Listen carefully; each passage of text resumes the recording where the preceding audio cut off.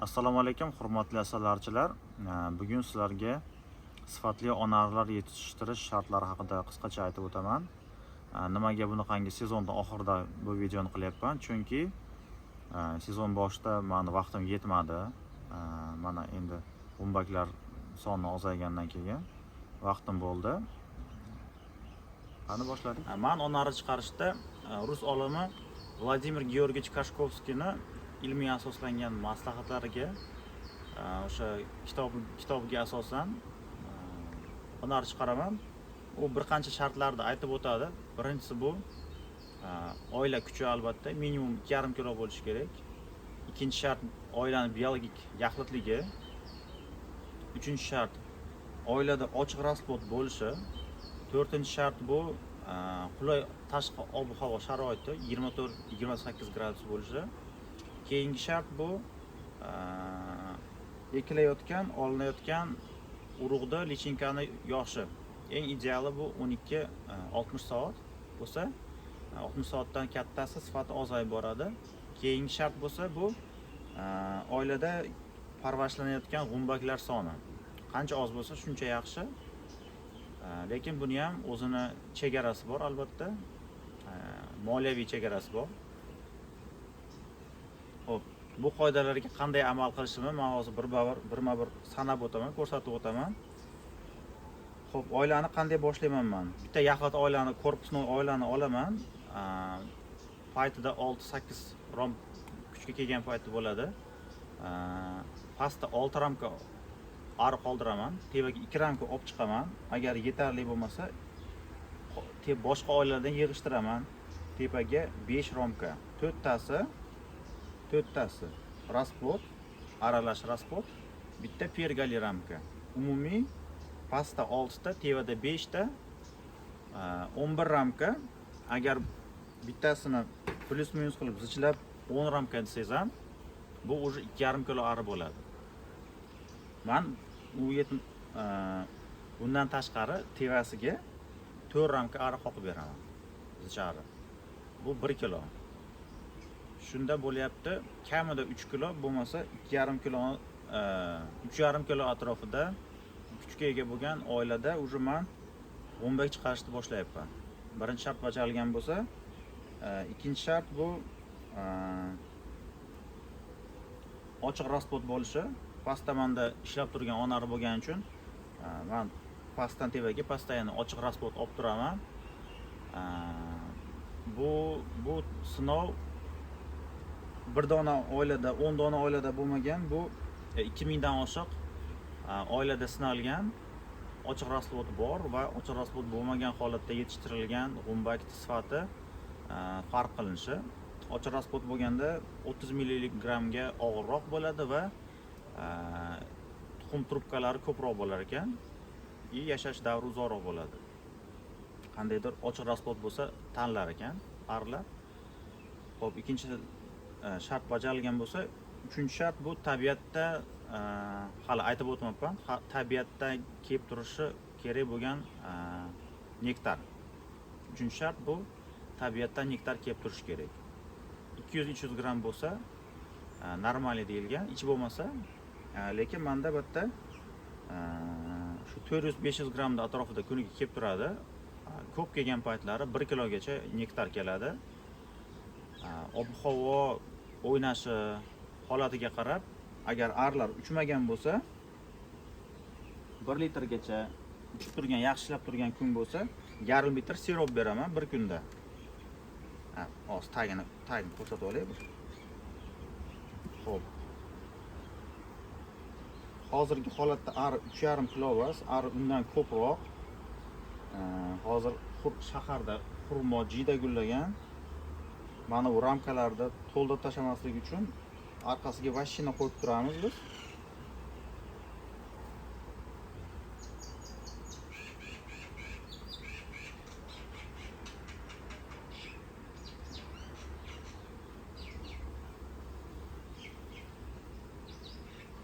Bu mana shu bugun qo'yib qo'yilgan vashina.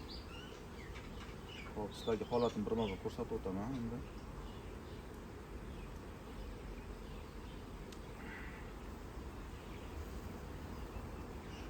mana nima qo'yishgan. Faqat shunaqa qo'ygan. Rasplot o'rni chiqqan. Bu yoqlarda rasplot chiqyapti. O'rnida perga biroz ovqat. Hop.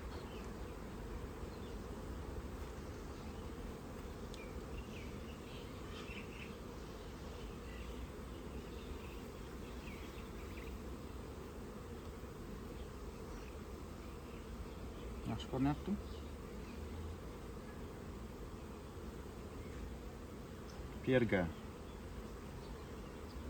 Perga ko'p bo'lishi bu juda ham muhim.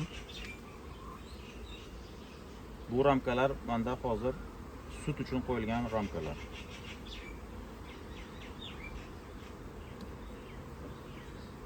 G'umbak bunda yo'q ekan, boshqasidan ko'rsataman g'umbakni hozir.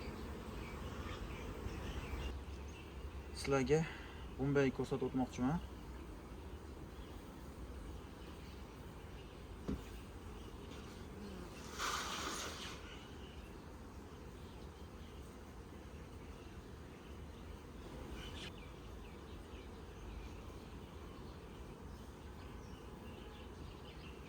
Yaqinroq keling.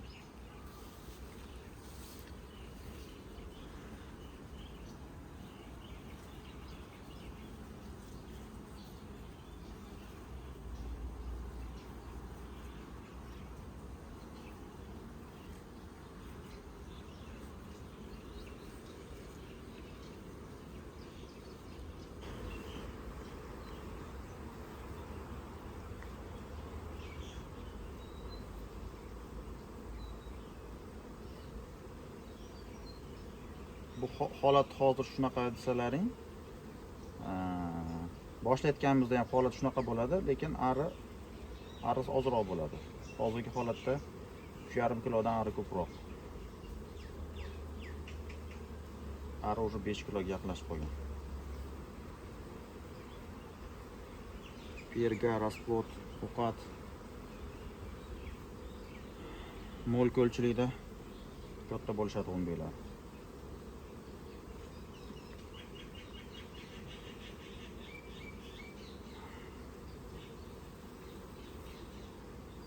Bu главной pergali ramka. Tagi perga tevas. Perga, asal.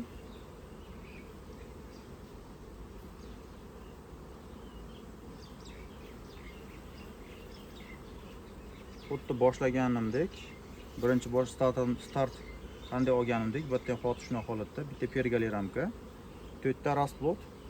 Bu hozir уже ochiqlari oz qolibdi. Bitta indin tagidan ochiq olamiz.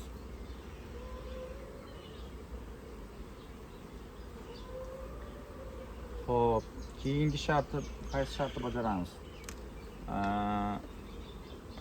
Tabiatdan shira kelishini aytib o'tdim. Постоянно взяткada gilos gulida boshlaymiz. Gilosdan keyin kashtan gullaydi shaharda. 3 xil har xil srokda gullaydi. Ertakisi bor, o'rtangisi bor, kechroq gullaydigan kashtan bor. Shular ishlab beradi. Undan keyin lola daraxt gullaydi. Lola daraxtdan keyin lola daraxtdan uzoq gullaydi. Lola daraxtdan keyin jida, xurmo gullaydi hozirgi ayni payt. Keyin katalpa bilan aylantus qo'shiladi. Ular ham yaxshi beradi.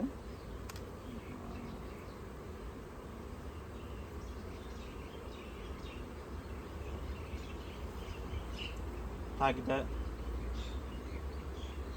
pasi birinchi boshlanganda 6 ramkada bo'ladi. 2, 4, 6 ta. Bitta asallik pergalik, 5 ta rasplot bo'ladi boshlayotganimizda. Hozir arzichi bo'lib ketgani uchun ish bo'lib tursin deb vashina qo'yganmiz. Hozir yetarli.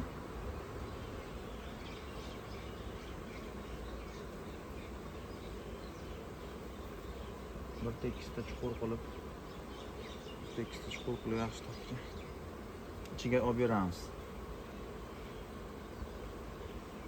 Hop, keyingi shart ekilayotgan lichinka yoshi. Bu oldingi shartida isboti bu gilosda ishlagan asali, mana shu oilani. Pastda turibdi. Ko'ryapsizlar? Yig'ilgan holatda shunaqa bo'lgan, bundan ozroq bo'lgan, keyin yig'ib olgan shaharga kelib. Hop, keyingi shart ekilayotgan lichinka yoshi. Biz yarim kunlik, ya'ni 12 soatlik lichinka ekamiz. Eng zo'r natija shunda bo'ladi. Ona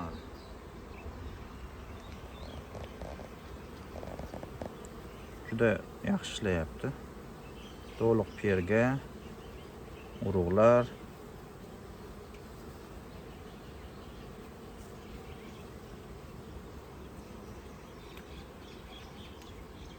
Transporta.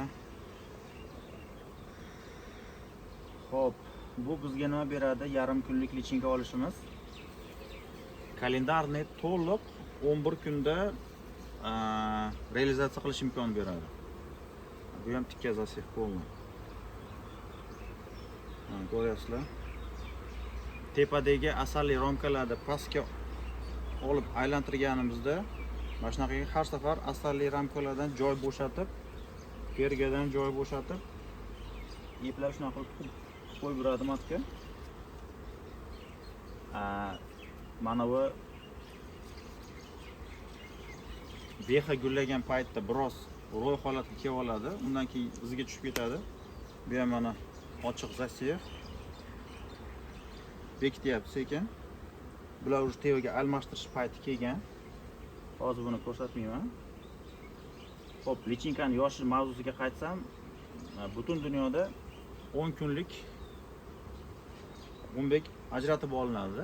Hatto Amerikada ham to'liq ochiq taylari. Bek juda yaxshi ishlagan onari. Hatto Amerikada ham 10-kunda gumbekdan ari chiqib ketishi bo'lib turar ekan, tabiiy holat, tayyor bo'lishar ekan bunga. Bu endi 1 kunlik, 1,5 kunlik mana bu. Главная рамка. Перга, расплод, asal.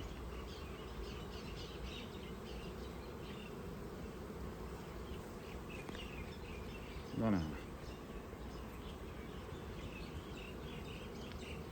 Ba'zi adabiyotlarda 12-15 kilo ovqati bo'lishi kerak tarbiyalovchi oilani deyshadi. Bu shartni ham bajara oladi oilalarimiz. Hop. Yarim kunlik lichinka olishimiz bizga onarlarda 11 kunda yetiltirib, pishgan holatda tarqatishimizga imkon beradi. Biz buni уже 10 yildan oshiq shu rejimda ishlab kelamiz. Hozir ochishdan oldin bir hisobladik. Korpus yashilada birinchi gumbek chiqarishimizga уже 11 yil, 12 yil bo'libdi. Birinchi bitta yashida yasab sinab ko'rganman, keyin 2 yilcha ishlatib ko'rganman. Keyin 6 dona yasaganman. Lejakda chiqarib, birga aralashtirib chiqarib o'rganganman 6 donada. Keyin mana bu 2 qavatli korpus yashilardan 90 ta yasaganmiz. Bunga уже 7-8 yil bo'ldi. 7 minimum, bu yil уже 8-yil bo'lsa kerak. Shu asnoda ishlab kelyapmiz. Hop, bu shart ham bajarildi bizda. 11 kunlik gumbak va yarim kunlik lichinka. Keyingi shartimiz tashqi qulay ob-havo sharoiti bo'lsa, mart oyidan boshlab shu bizda 20 gradus atrofga kelib qoladi. 22, 24, 28 gradus deyilgan, lekin biz talabga qarab shu 1-aprelga chiqarishga harakat qilamiz doim. Bo'lmasa 10-aprellarga to'g'ri keladi.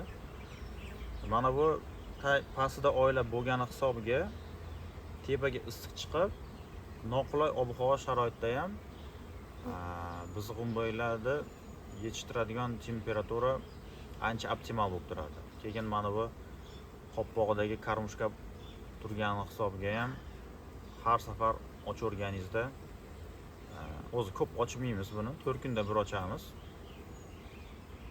Har kuni boqqani ochganda ham bezovta bo'lmaydi. Minimal bezovta bo'ladi.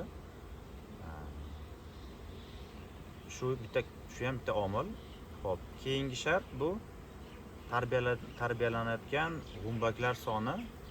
Biz 36 dan ikkita ramkada 72 ta lichinka beramiz. 100% priyom bo'lmaydi. Где-то 80-85% bo'ladi priyom.